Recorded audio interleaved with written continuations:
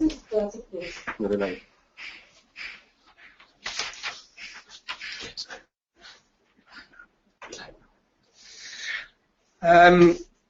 morning. It's Richard Heald, Chief Executive of the UK India Business Council. I'm in Delhi. Welcome to today's webinar on the Indian Union Budget, which was delivered by Mr. Jaitley on Monday of this week. As expected, this year's budget was not exactly a big bang budget, but nevertheless, it didn't come out with any excessive negative news. In fact, many ways you could look upon the budget as being a very political budget, almost Nehruvian in the way that it spread largesse amongst the rural communities at the expense of the middle classes. But it's going to be very interesting, I think, to look at it in detail. And today we're joined by Victor Mallet, the Financial Times South Asia Bureau Chief. And I should also add, we've just learned that he is one of his distant relatives was the Permanent Secretary of India in the dim and distant 19th century. So maybe there'll be some insights in there as well. He'll be discussing the changes which have been politically significant, and also changes that will affect UK companies operating in India. And Victor will also give his view on the economic landscape in India and the political context surrounding the new budget. Before I hand over to Victor, I've got some housekeeping matters which we go through. If anyone in the audience has any questions which you'd like me to ask Victor after he's spoken and during the webinar, then please type these into the question bracket on your toolbars, and we will try to answer as many questions as possible. We have some slides on the screen. You just have to say next slide. Okay. If we can have the next slide, Becky. And the next. Right. Let's go back to the previous one, and then I'll hand over to Victor. Victor. Oh, right. Well, so the budget. I mean, I'll just give a very brief summary of my thoughts, and then we can discuss or answer any questions you may have. I mean, it was a very detailed, long budget. Nearly 2 hours he spoke for. Lots of details, lots of schemes funded, and lots of schemes and obscure taxes deleted and got rid of as well. I mean, what it didn't have was a kind of broad, sweeping reforms that some, liberal economists and some business people would probably like in terms of really simplifying doing business in India. It didn't have that, but if we look at, say, 5 big things that we can talk about in the budget. The first one that everybody thinks is pretty positive, I think, was the fiscal consolidation. In other words, they're sticking for the time being to the deficit targets for the coming year, so that will go from 3.9% of GDP this financial year to 3.5% next, although they've left the door open for easing that off in future years. There'll be a committee set up to discuss that. That's the first thing, and the markets responded pretty positively to that. I think another big thing which may not make headlines in the UK but is very important is that Jaitley, the finance minister, he entrenched and will put in the finance bill, which will pass through Parliament, the use of Aadhaar, which is the biometric ID system that is now held by about 1 billion Indians, and he's entrenching that in law as a legal way of doing things. For example, transferring subsidies to poor people and all kinds of things. And that's very important because this government, the BJP government, had been a little lukewarm about using this system because it was introduced under the Congress government, in fact by Nandan Nilekani of Infosys, who stood as a Congress MP but lost in Bangalore. But that's very important because it simplifies things, it reduces waste, it reduces corruption, and so on. Third aspect probably worth talking about is that the deficit a large part of it will be financed by asset sales of state-owned companies. Now that's controversial because they've announced this many times in the past, and it hasn't really happened, or it's only happened in a very dribbly, piecemeal kind of way. And I think a lot of people, a lot of analysts and business people suspect that the same might happen this year, but they are planning to raise, about $10 billion worth of rupees through asset sales. But again, there's a sort of lack of a total reformist zeal. He's just planning to sell down stakes rather than get rid of things wholesale. Fourth thing, recapitalization of the banks. I think that was pretty much as expected. Some people said they were disappointed that it wasn't more money, but in fact he did say there will be more money if required. But the state of the banking system is a very serious concern at the moment, and the government is sort of finally aware of this. And the banks and the RBI have sort of forced through recognition of the bad debt problem.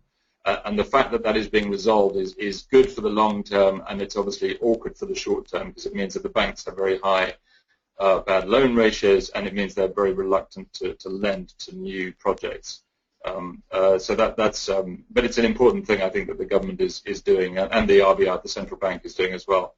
The fifth thing, and really this was the thing that he focused on for political reasons, was a sort of turn to rural India. He basically said it's the time for rural India. We're going to invest massively in rural infrastructure. We're going to more than double the budget for the rural and agricultural affairs.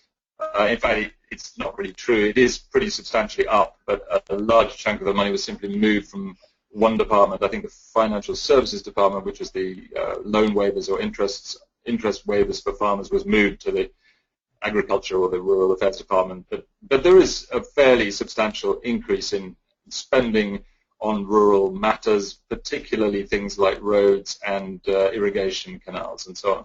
So that's those are the things that were very broadly focused on by Jaitley. Unresolved, I think, in this budget, briefly, were, first of all, the retroactive tax that affects two large British companies in particular, Vodafone and Cairn, but also quite a few other companies have been caught up in this net, and many more companies are worried about the implications of a law that is still on the books that allows the government to claw back tax retroactively from deals as long as a decade ago.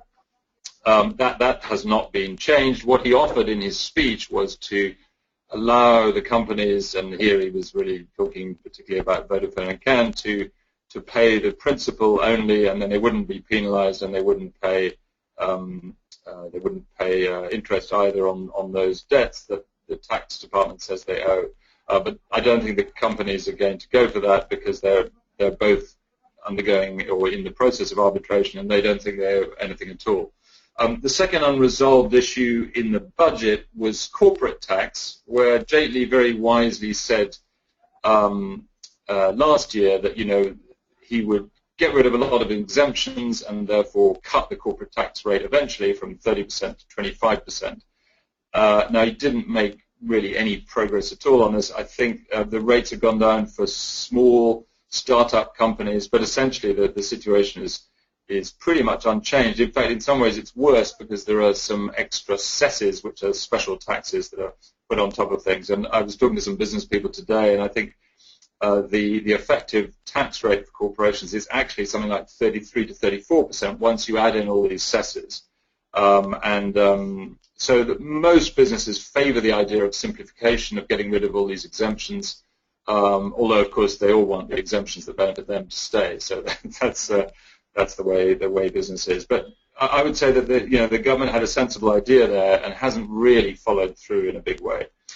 And the big sort of beast in the room that wasn't mentioned, or at least it's not in the law because it's a separate law, which we probably have all heard about, which is the Goods and Services Tax, the GST, which the government is still unable to bring in because the opposition Congress Party is still blocking it. It's not a budgetary measure. It requires a constitutional law, and it requires a separate law to do it, and that is still making no progress, which is a great disappointment to businesses, Indian and foreign, because it would hugely simplify doing business in India. So maybe that's enough to be going on with. I don't know. Do you want any other comments before maybe you want to ask me something, Richard? I mean, thanks, Victor. I mean, maybe it'd be worthwhile just talking a little bit about the economy in general, the numbers, the context in which it fits, the controversy around the GDP numbers in particular. How, is 7.6% a real number? What is the context into which this budget is being put? Absolutely. Well, there's a few things there. I think the first thing that we should all not forget is that the government has been incredibly lucky this year because the price of oil has collapsed. India is a very large oil importer, and the fall in the price has given them an enormous cushion, a budgetary cushion. Now, they haven't totally squandered it. They've actually quite cleverly put up taxes, on fuel, diesel and petrol and so on, so that's allowed them to but that's really helped their budgetary position, and that helped them meet the targets. And I don't think they expected at the beginning of the year that they would get that benefit. The other contextual thing I guess we should think about is the GDP numbers. Now, India's in a very peculiar position of being the world's fastest growing, large economy. It's growing faster than China. But when you talk to business people, when you talk to consumers, nobody says this is a booming economy. I mean, an economy growing at 7 or 8% a year that's what Thailand was doing in its absolute boom years. And it doesn't feel like that either to businesses, or to investors or to consumers. So what's happening? I think the answer is twofold. First of all, there's quite a well-known controversial change by the statistics department in the way they measure output, and that has led to a sort of one-off jump of about 2 percentage points in GDP, and that hasn't really, that supposed jump in GDP is just not reflected in other measures of economic activity, not measured in, it's not seen in industrial production, in exports, in consumer confidence or business confidence or anything like that. There's an even more important thing, though, I think, which is inflation measures and the way they're used to convert nominal growth into real economic growth. You have this extraordinary situation in India where there's for more than a year now, there's been something like an 8 percentage point gap between consumer price inflation, which is the inflation we all feel, and wholesale price inflation. And the deflator that is applied to the nominal GDP numbers by the IMF and by the Indian government is currently, or was at the latest count, negative. So let's say nominal growth is something like 5%, and you've got a negative deflator of 2%, then you're getting real growth of 7%. But if you were to apply consumer price inflation to that 5%, and say consumer price inflation is about 5%, you get real growth of 0%. And there are some people who say it does feel more like 0% growth than it feels like 7% growth. So that's an issue that we should think about. And maybe one last sort of little wrinkle in the numbers. We've all been full of praise for fiscal consolidation, government controlling the budget deficit. That's all very well, but as in Spain, where I was until a few years ago, if you're looking at India as a whole, which you should do really if you're an economist, you've got to remember it's not just the central government that has a budget deficit. The states have budget deficits as well, as the provinces did in Spain. And once you add together the state deficits and the central deficit, you actually get a budget deficit of more like 7%, so it's double the central government deficit. And that's important because all that money has to come from somewhere, has to be borrowed. And if you look at the government's budget numbers, I mean, although India's debt is not hugely burdensome, it's not a disastrous crisis economy, but it's a pretty fair chunk of spending goes on debt servicing, which is money that could be used for other things. So those are sort of three macro, or broad brush things about the economic, the economic situation that we should bear in mind. Okay, and Victor, for a company outside India looking in, has the budget and or indeed activity generally done things to improve ease of doing business? How have we seen any further? I mean, there's been a lot of stress on that point in context to make in India. But have we actually seen any action? I think the answer is there was a bit at the beginning, but now there's a feeling that the government, the political masters, so to speak, are not really able to control the bureaucrats, and the bureaucrats, like Sir Humphrey and Yes Minister, are sort of fighting back. So while initially, things got speeded up, civil servants suddenly started approving things or at least making decisions very quickly, that's all kind of slowed down again. People do say that corruption at the top of the central government is sharply down, if not non-existent, which I think is really important.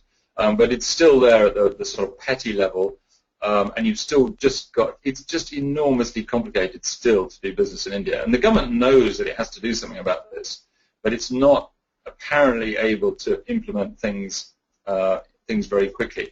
Arvind Subramaniam, I wanted to tell this anecdote. He's the government's chief economic advisor. He's an economist who came in from the US, but he was very politely giving an example of the sort of huge complexities that are built into economic life in India, and he showed this slide of all the different electricity tariffs in a particular state. And he didn't say which state it was, but I found out it was Andhra Pradesh, which is in the southeast. And this state has 89 different potential prices for electricity.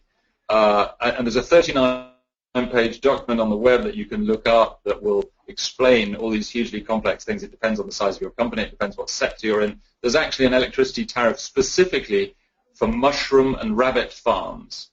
So this is the kind of thing that India really, needs to get rid of if it's to sort of somehow make life smoother and easier for business. I mean, there's a lot of work for accountants. There's a lot of work for lawyers. But there's not as much work as there should be for people who make things and who provide services. Well, let me ask you, is it advantageous to open a mushroom or rabbit farm in Andhra Pradesh? Oh, well, I can tell you, actually. The answer is mildly, yes. It's 5.63 rupees per kilowatt hour. However, if you're it's really complicated. Yeah. If you're a farmer, if you're a wetland farmer, you only pay 1 rupee. And if you're a small wetland farmer, you pay half a rupee. And if you're a business, of course, you pay a lot more. So this is the problem. I mean, it's not just that it's kind of regressive and all kinds of. It's just complicated and unnecessarily complicated. Yeah. Are there any things? I mean, you feel that Jaitley is. I mean, you've outlined one or two, but are there massive things that you feel that Jaitley has missed an opportunity? I mean, effectively, this budget sits right in the middle of the parliamentary life of this government. And now we're getting closer and closer and closer to 2019. The political situation surrounding this budget is, how can we put it, delicately balanced. We have 6 state elections coming up over the next 18 months, which is really going to kind of crystallize union government's mind, I would have thought, as to what is going to happen and what the opportunities are in 2019. How do you think that plays? Yeah, I mean, I think, it's true that the government is not sort of massively reformist, but the BJP never promised to be a sort of radical, liberal, reformist organization. But, they did come in with a lot of good ideas, clean up India, simplify doing business. I mean, there was a whole bunch of very sensible policies, and we mentioned corporation tax, cut corporation tax, but also cut the exemptions, just make life easier for business and manufacture in India, create jobs, all those kind of things. Now, these are all, broadly sensible ideas. They're not revolutionary. They're not radical. It chickened out on labor, although it's handed that to the states. It chickened out on land, because it was politically impossible. It was blocked by Congress on GST. So my gripe with this government, if I was in business, would be not that it hasn't got some good policies. It's that it simply hasn't been able to implement them very effectively. So there's a huge sort of implementation gap. Now, there are some things that are happening. So people say, for example, that a lot of roads are being built finally, and a lot of road projects that have led to a lot of debt for the companies that build them, and indeed for the banks that lend to the people who build them, have been unblocked. So that ministry, the Ministry of Transport, Nitin Gadkari, does seem to be doing things. That's what people say. But there are other areas where there's been less progress, and there's also the sort of problem of the sequencing of reform. Piyush Goyal is the Minister of Coal and Power and Alternative Energy, I think. But he succeeded in persuading Coal India, which is this massive state-owned coal producer, to increase its coal output, and that was, quite successful. But you've got a problem now that they can't sell the coal because they haven't solved yet another problem, which is the electricity distribution networks in many of the states aren't paying for the power that they're getting from the power stations. So the power stations don't want to buy the coal because they don't want to sell power to somebody who isn't going to pay them for their power. So you've now got stockpiles of coal, and Coal India is saying, well, we haven't got anywhere to put it. So one successful reform has sort of hit a roadblock because of another reform that is supposedly in progress but hasn't actually succeeded yet. So you can see the problem. So the big problems for this government are, not just a sort of lack of, liberal vision or let's really get this economy moving, but also just the great difficulties, partly through their own failings and partly through the bureaucracy of getting things implemented. Okay.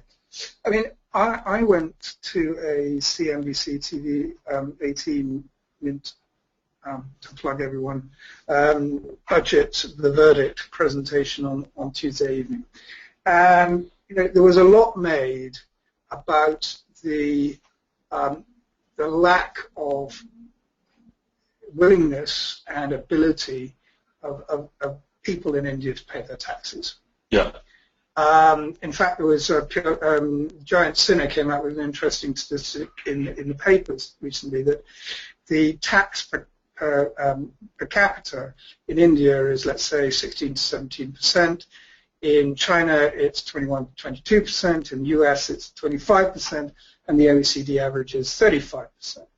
And then he came to the statement that we want to provide more services and more services to people, particularly the poor, but we can't afford it. And unless people stand up to the plate and either pay more or we broaden the number of people who are eligible to pay tax, then we're not going to be able to do that. So there was a focus in this budget, from a domestic point of view, on trying to resolve the interaction between the taxman and the taxpayer. The system is broken, Johnson said on Tuesday. Yeah, I mean, this issue of broadening the tax base is hugely important.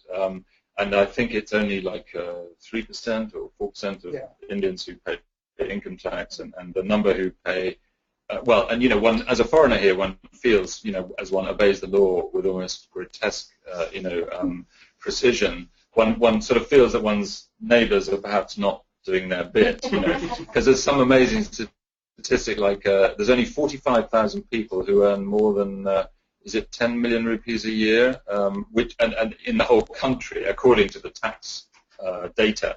But clearly, there's that many people who just live in one small part of South Delhi who are earning that much. So there's a problem with compliance of the rich, but there's also a problem with bringing in the emerging middle class into the tax net, because people have just got used to the idea that they're poor and they don't pay tax. So even when they're middle class, they can't sort of envision the idea that they also have to pay tax. That is an issue, I think. But you can see that there are tensions here between the need to broaden the tax base and the need to reduce inequalities. And maybe I think they've got the balance right. So they've put some new heavy taxes on the rich. There's this kind of super tax that is still there. I think it's been increased, and there are this extra charges on gas guzzling cars and that kind of thing. But I think they also haven't raised the the level at which you start charging different bands of tax. Now that in theory brings in more people. If you've got inflation of 5 or 6% a year, that'll bring more people into the tax net, all things being equal. So it's an issue, but I think it's not an insoluble one. But you definitely don't want to have a position like Pakistan where even fewer people pay income tax, and then you end up with the people who pay tax are a few foreigners, a few rich people, and then the salaried classes. And that's really not a very healthy position to be in. You need to have it broad, and you need to have it fair. And yes, the rich need to play their part, but you don't want to have only some of the rich paying and the rest not. Yeah. Okay. I was going to say we'll conduct a survey in the office when I get back to the office afterwards, but I don't think that would go down particularly well. Yeah. The finance minister talked about bringing quantum change to public investment, and last year we saw the NIIF, and this year we've seen things like the Long-Term Irrigation Fund and various other things. Again, Giant Sinner kind of characterized this as India's sovereign wealth fund. Do you think that's a right categorization? Is it effective? Is this the right way to actually inject off-budgetary funding into the system? I think maybe I think there's a realization that PPP didn't work. I mean, it didn't work very well anyway. This may not be music to the ears of some British people in London, but a lot of the projects that went wrong were PPP projects, and the government has sort of developed a new or an old system actually of, for example, building roads, which just says, look, you bid and we'll pay. We'll pay the lowest bidder or the best bidder. And I think that's probably sensible. PPP is controversial worldwide, and we probably don't want to have that debate here as to whether it makes any sense for a government that can borrow very low rates of interest to simply get things off the balance sheet, which looks good for a few years, but it comes back to haunt you down the road when it turns out you paid $3 billion for something that you could have got for $1 billion if you just built it yourself. Sorry if there are any PPP people out there, which I'm sure there are. But the government, it's been a bit of a mixed bag on infrastructure actually. So they've done, as I said, roads is pretty good. Railways is sort of half. They've really tried to do some things there, and they have started to do things. One of the things that surprises me is, and when we talk about infrastructure, we should probably talk about soft infrastructure as well, and is to have a budget where the finance minister basically doesn't mention health and education.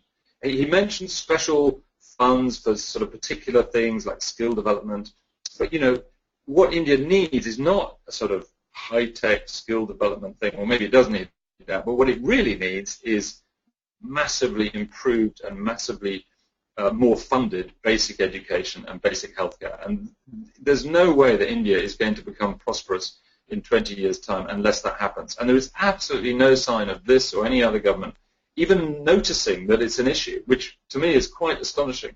Now, there are opportunities here, obviously, for business. I mean, I was amazed to read the other day that more than 40% of Indians send their children to private schools. These are not, high fee-paying private schools, but they are private schools. And that's simply because of the total inadequacies of the government education system, which is, really deeply depressing. And there's an economist I speak to from time to time who compared South Korea and India, and he said you can sort of correlate almost precisely, South Korea's focus from year zero, or, when the economy was at the same level as India's was in a similar year, something like 1962, they just put a lot of money and effort into primary education, then they put a lot of money and effort into secondary education, and look where they are today, and the answer is a lot richer than India. Now, perhaps one shouldn't make such simplistic comparisons, but the fact is that if India had invested that much in primary and secondary education and, in quality primary and secondary education, I think it would be in a lot better place than it is.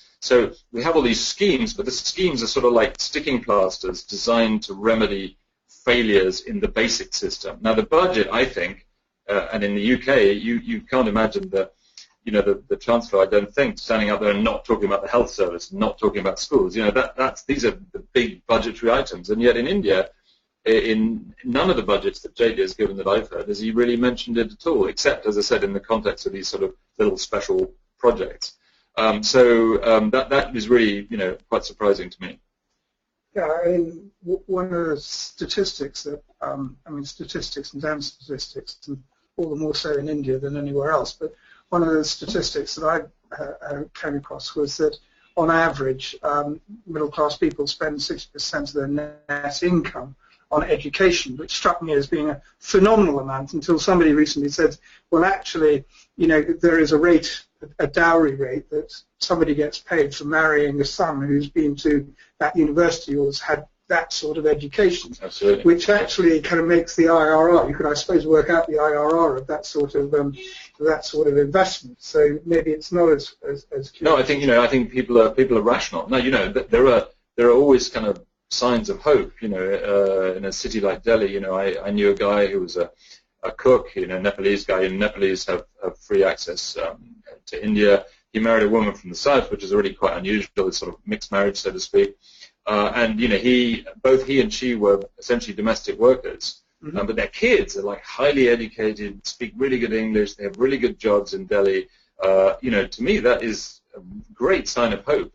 But the problem is, I think that's because they're in Delhi and because they both work for foreigners who pay them a sort of reasonable salary that gives them a little bit of surplus income that they can spend on educating their kids well. The problem is if you're out in the sticks somewhere, you're in the middle of Bihar, you might not have those opportunities and you might not have enough surplus income to provide a decent education, which would then get you out of this kind of poverty trap. Okay. Victor, we've got some questions coming through. Can Jaitley adhere to the fiscal consolidation roadmap without compromising heavily on public spending?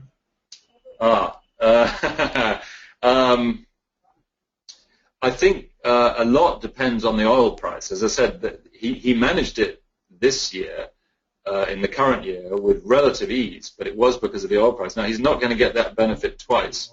So I think the answer is that if the oil price doubles, it's going to be very hard. Now he's made it clear that, I think I mentioned asset sales.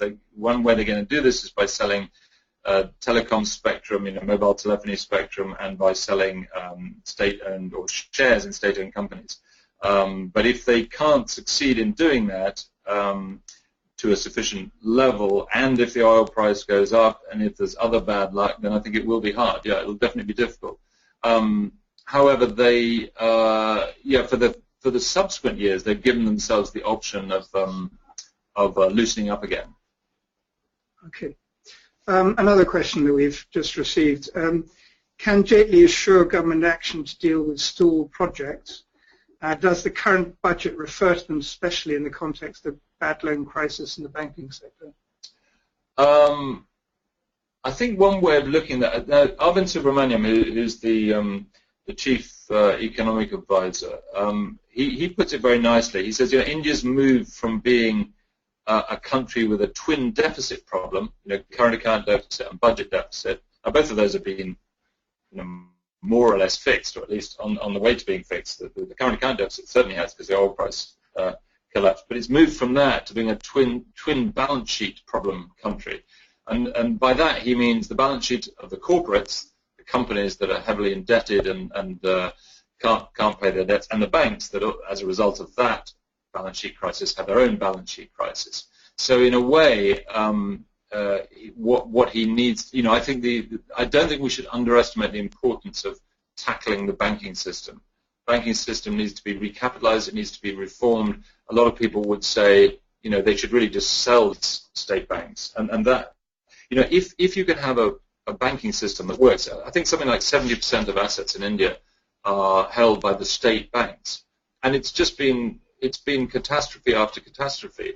And I think, as I said earlier, there is now a sort of realization, and literally a realization of these bad debts on the books, and that's good if they can be sorted out, and if the banks can now be better run. But there is a question mark over that. Now they're talking about bank mergers and so on, and that will free up lending. Will hopefully then move on to free up private investment. I mean, private investment is what isn't really happening at the moment. So there is a lot of reliance on the government, the state, to do that spending. We haven't mentioned one other thing, by the way, which is, of course, the importance of the states. Now, as you all probably know, many of the states in India are larger than a large European country. Uttar Pradesh is 200 million people, is the size of Brazil, and many of the others are larger than Germany.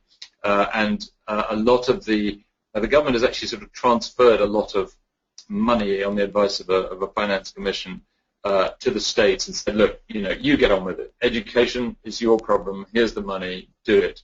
Now, if the state is well run, that's great, and if the state is badly run, it's a disaster because the money just goes into people's pockets. So, it's not necessarily a bad policy, but it's the issue of implementation. It's not just the issue of money. I think actually experience shows that there is money around, and if it was better spent, it would do more to improve things than just having more money and raising more tax money and spending more money. What they really need to do is to make sure that the money is efficiently spent. And to be fair to the government, they have tried to do that in certain areas.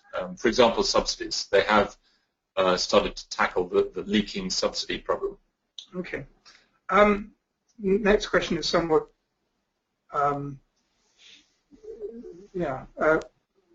slightly off beam. So let me ask you, what interest is there in India, if any, of the in-out referendum in the EU, and is there any influence on the union budget? I'm not quite sure about the latter part, but the former. That's a good question. I think the short answer to that is that my understanding is that most foreign companies that are invested in the UK, and that includes, the largest private sector employer, which I think is probably still Tata, is it? Yeah. Would definitely want Britain to stay in, and especially if you're something like a car manufacturer, Brexit seemed like lunacy.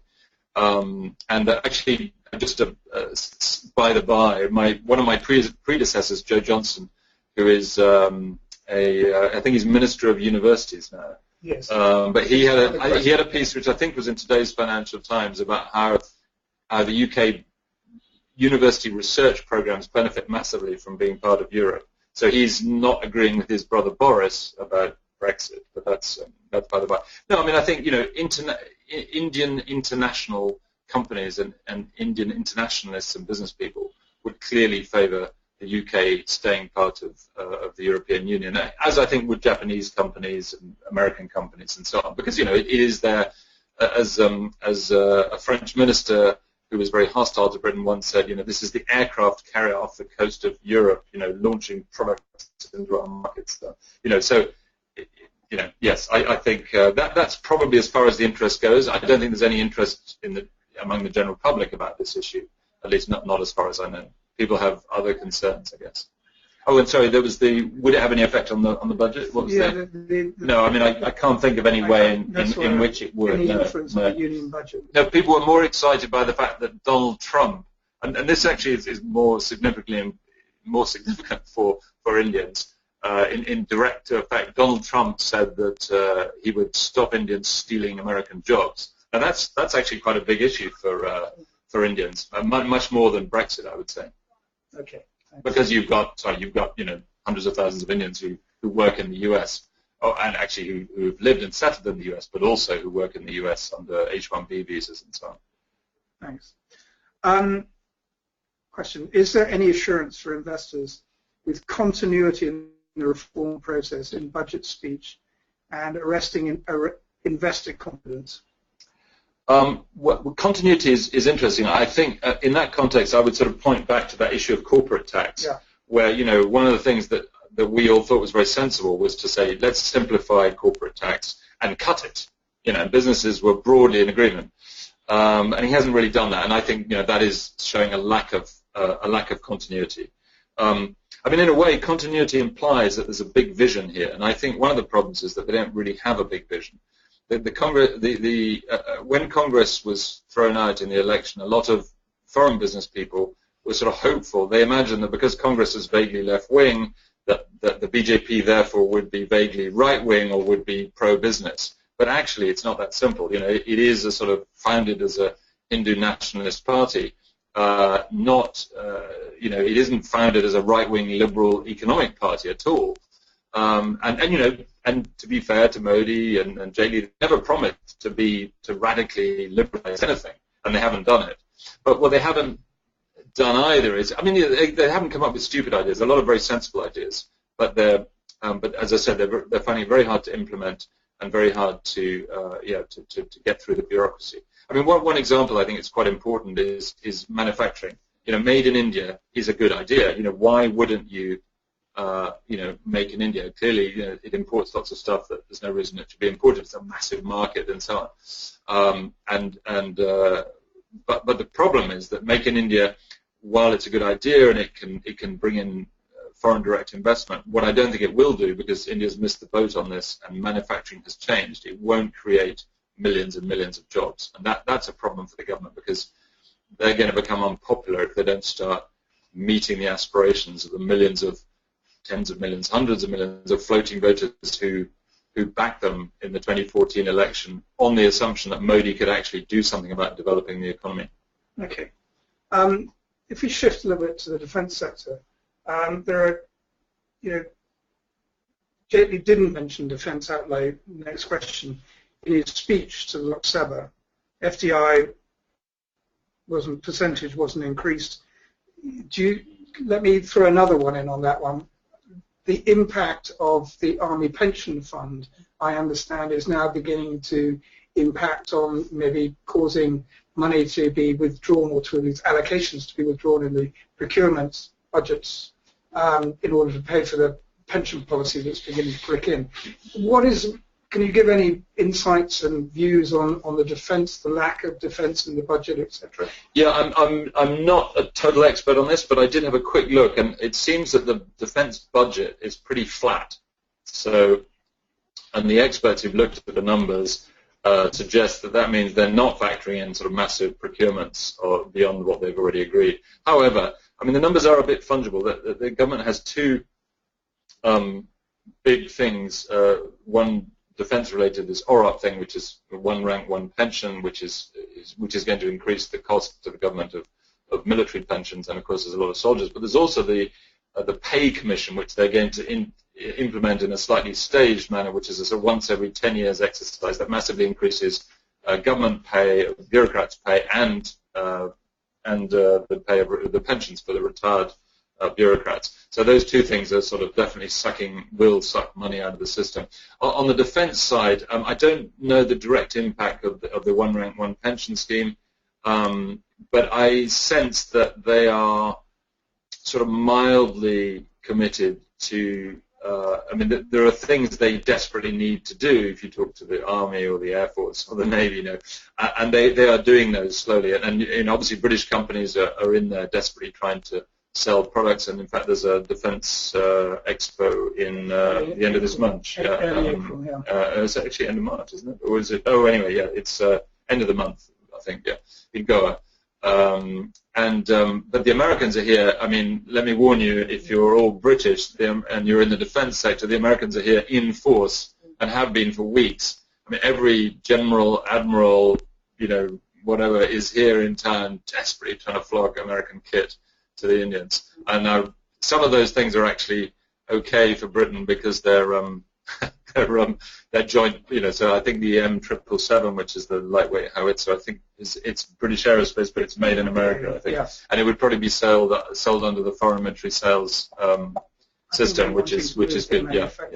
Yeah, and of course, everybody, yes, so this probably related to the question, which everybody has to promise to do as much manufacturing in India as they can. So the quid pro quo is you say, you buy my expensive kit, and I promise I'll make a lot of it in India. That's clearly what everybody is doing, and that particularly applies to defence. Yeah.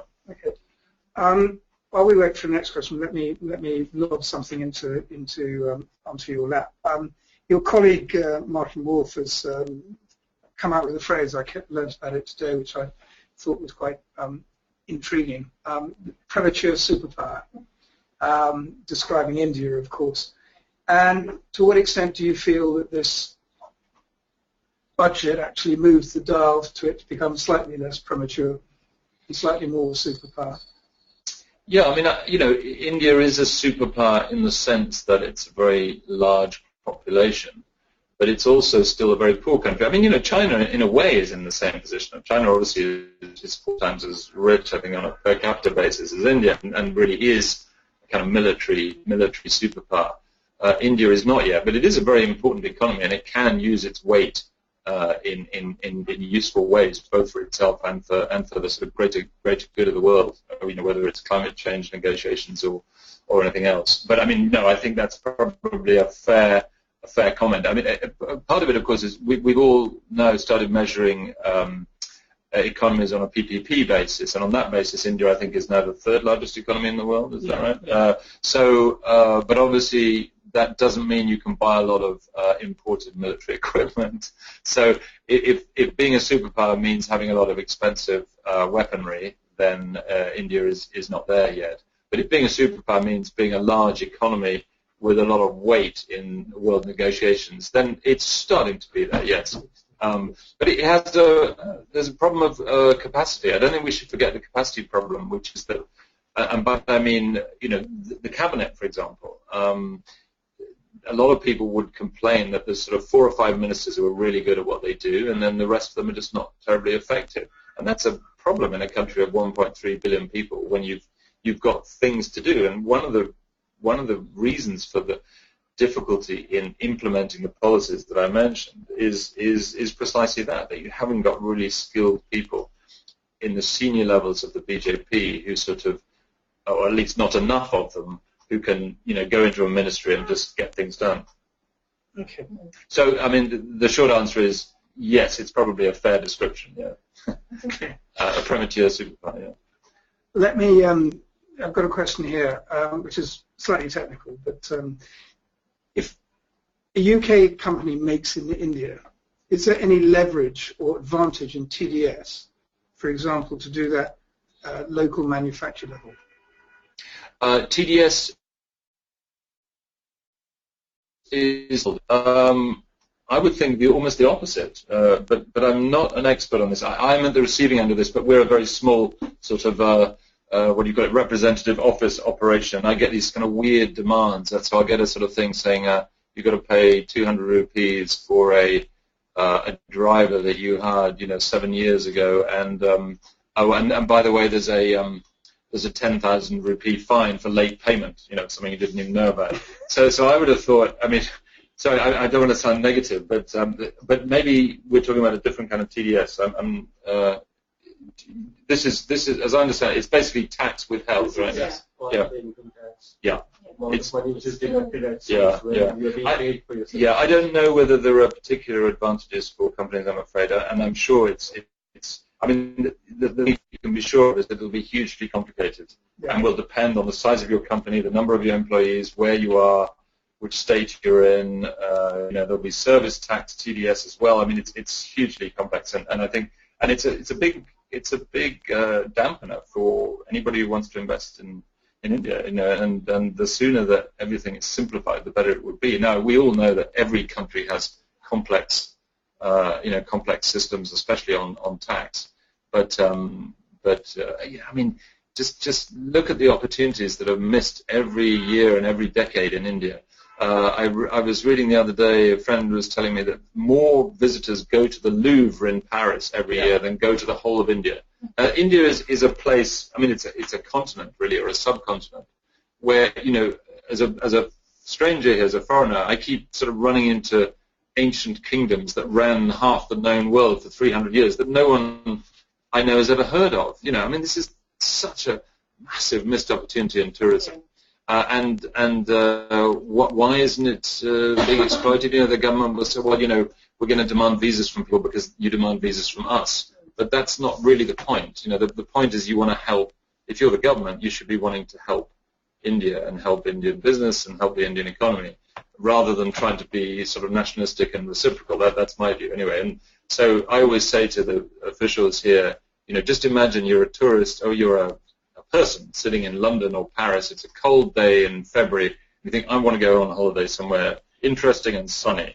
Oh, India sounds nice. Oh, that visa thing, Oh, they've got visa on arrival, but it's not visa on arrival. It's only visa on arrival if you apply a week in advance, which is not visa on arrival. I mean, it's an absurd sort of system. And I think Britain is one of the few countries that is still excluded. There is now a genuine visa on arrival, which has been reintroduced, I think, but Britain is not on the list for political reasons. No, but it's more, isn't it? They're talking about 139, I think. Anyway, the point is that things are done for political reasons that make no sense for the Indian economy, and Let me kind of rewind the tape a little bit. And rest assured that we are coming to the end, so you don't have to. We'll treat you kindly now. It's a kind of double question. You talked about the importance of DIPP, Make in India, etc. We've had Amitabh Kant, who has been, a huge personality in a lot of these campaigns, moving to Niti Aayog. So, and you've had this guy Ramesh Abhishek, who's come in his place. So, the first half of the question is, do you think that will make a difference to the momentum that we saw coming out of DIPP up until now? And the flip side of the equation is disinvestment was talked about in the budget, and it appears from speech that I heard from Amitabh Kant in the past day or two, that Niti Aayog's role in disinvestment, oversight of the disinvestment and public asset management department, as it's now called, is going to increase. Yeah. So on the one hand, you've got Amitabh Kant and DIPP, separating, fine. Yeah. And on the other hand, you have Niti Aayog, which seems to be becoming more important. And by the way, Amitabh Kant has just become CEO of Niti Aayog. Yeah. Niti Aayog is basically the old planning commission. They abolished the planning commission, which some people thought was a good idea, and replaced it with Niti Aayog, which is just a kind of planning commission, I think, isn't it?